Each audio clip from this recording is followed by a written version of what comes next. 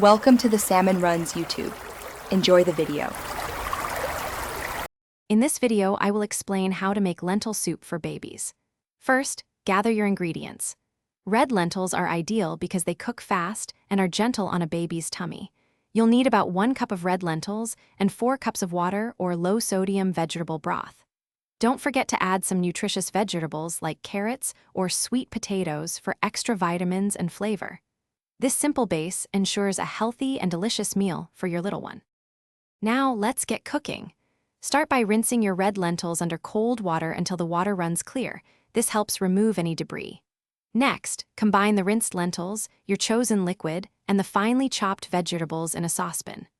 Bring the mixture to a boil, then reduce the heat to low, cover, and let it simmer.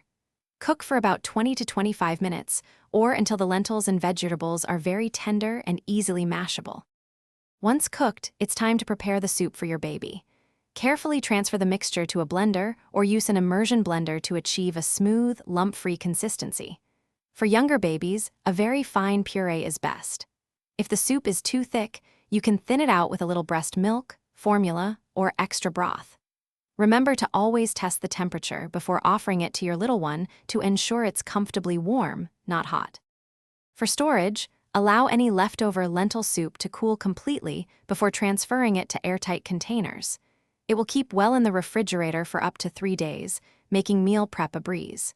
You can also freeze individual portions in ice cube trays or small containers for quick, ready-to-eat meals whenever you need them. This is a great way to always have a healthy option on hand. Also, be sure to check the description below for a link to some amazing socks and other great deals. Thanks for watching. Consider subscribing if we helped you.